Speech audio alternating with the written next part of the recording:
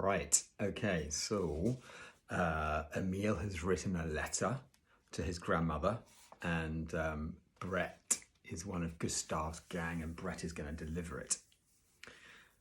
He folded the paper over and wrote the address on the other side. Don't tell any of them where I am or that I've lost my money, he told Brett. I'd get into terrible trouble if they knew. Okay, said Brett, give it here. When I get back, I'll ring Tuesday and find out what's been happening. Then I'll go on and join the reserves. And off he ran. Meanwhile, the 5 boys had returned with packets of food. Gerald had brought a whole liver sausage, which he said his mother had given him.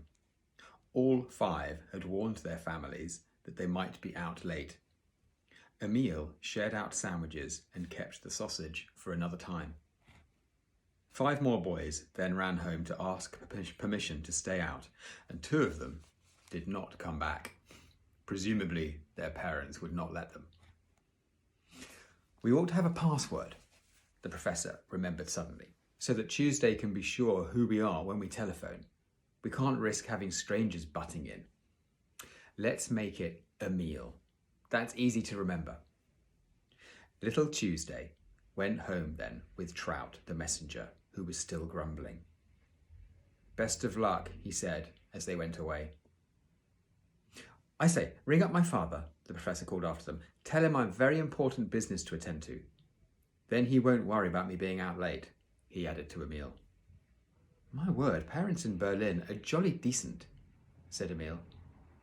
You needn't think they're all like that, said Crumb, scratching behind his ear.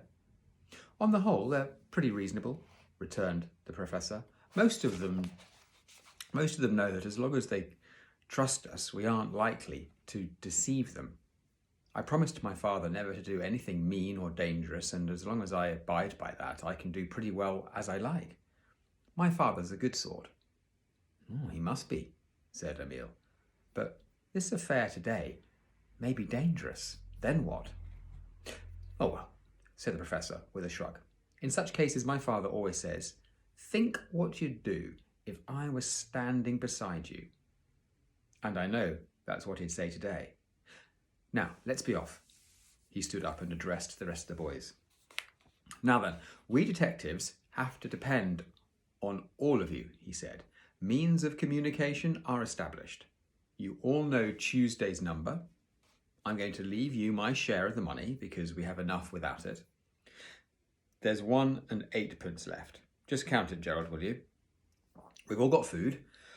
Oh, and if anyone wants to go home, he'd better go. But mind, there must never be less than 5 here on duty. See to that too, will you, Gerald? Show what you're made of, boys, and we'll do our best to depend on that. If we need any help, Tuesday we'll send Trout to tell you. Right, any questions? Nope? Everything clear? Don't forget the password, Emil. Password Emil, they shouted, and so loudly it echoed round the square and made passers-by wonder what was going on. It was all so thrilling that Emil began to feel almost pleased that his money had been stolen. All right, chapter 10. The quarry goes to ground. That's an interesting expression, isn't it? The quarry is the person that you're chasing. It's like your prey. It's the thing you're hunting, your quarry. And to go to ground means to hide, okay? All right. 3 of the scouts whom Gustav had posted along Troutenau Street now came tearing into Nicholas Square, beckoning frantically to the young detectives.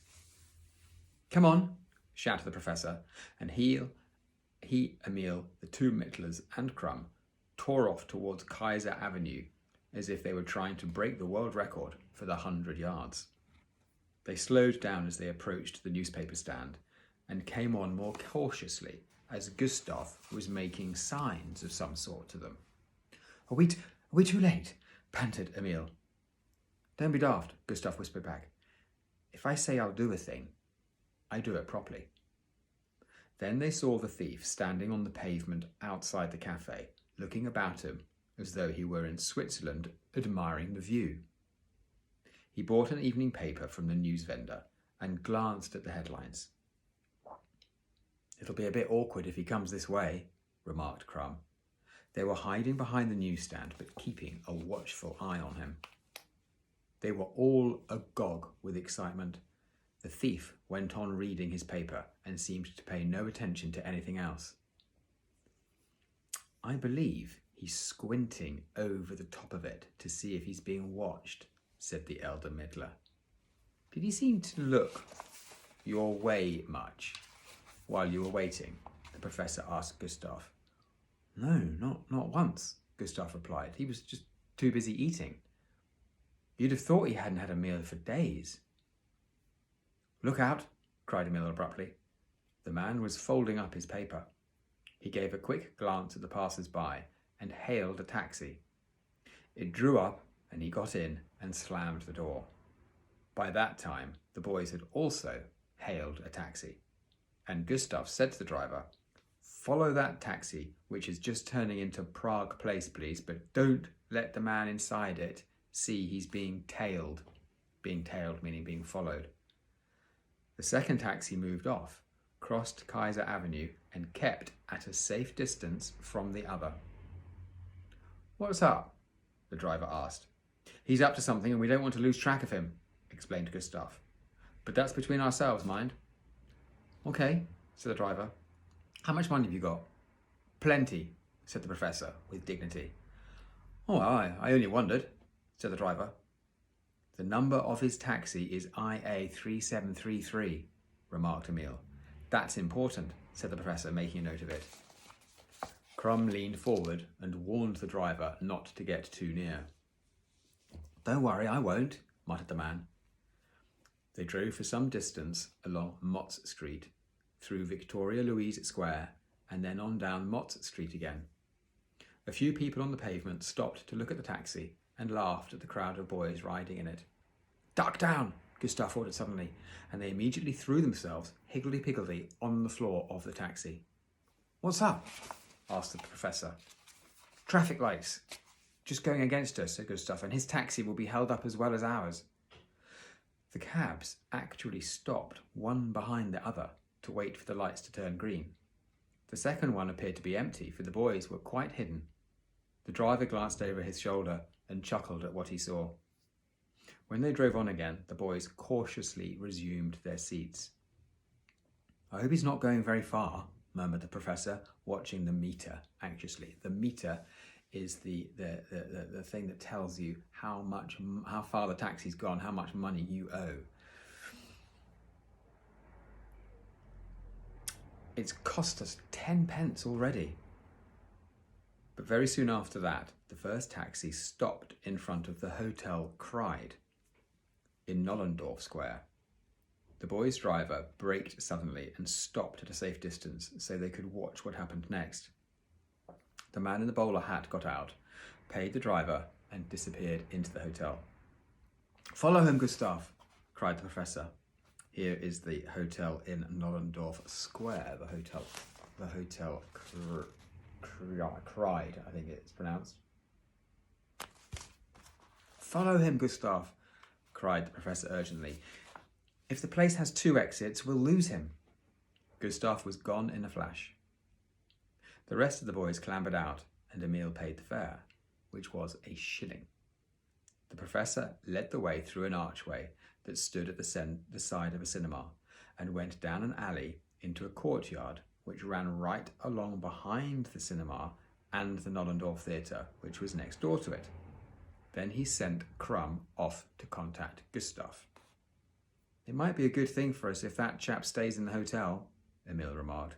"This place would make a first-rate headquarters." "With every modern convenience," agreed the professor. "There's an underground station just opposite. We've got good cover, and a restaurant over the way with a telephone box. Couldn't be better." "I hope Gustav will be careful," Emil said. "You can trust him," said the elder Mittler. "He looks a fool, but he's not." I wish he'd hurry though, said the professor, sitting down on a chair someone had left in the courtyard and looking like a general before a battle. Then Gustav returned, rubbing his hands gleefully. We've got him, he said. He's taken a room at the hotel and I watched him go up in the lift. There's no other way out.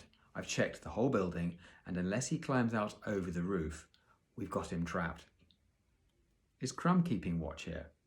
There, asked the professor. Yeah, of course, said Gustav. The professor gave the elder Mittler the money and sent him to telephone little Tuesday. Hello, Tuesday, is that you? He said when he got through. Speaking, chirped the voice at the other end. Password Emil. Mittler here.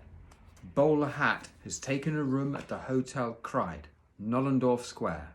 We're making our headquarters in the courtyard behind the cinema there. Little Tuesday wrote it all down, then read it back. Any reinforcements needed? He asked. No, said Mittler. Have you had much trouble so far? Not really, but he took a taxi, and we had to take one too so as to keep up with him. Now he's gone up to his room at the hotel. He's probably looking to see if there's anyone under the bed, and after that I dare say he'll play cards with himself. What's the room number? Asked Tuesday. I don't know yet, but we'll find out. Gosh, I wish I was with you. Next time we have to choose a subject to write about at school, I shall use this. Has anyone else rung up? Not a soul. It's been frightfully dull. Okay, here's a picture of little Tuesday sitting by the telephone. All right, I'm going to stop there. That's part one.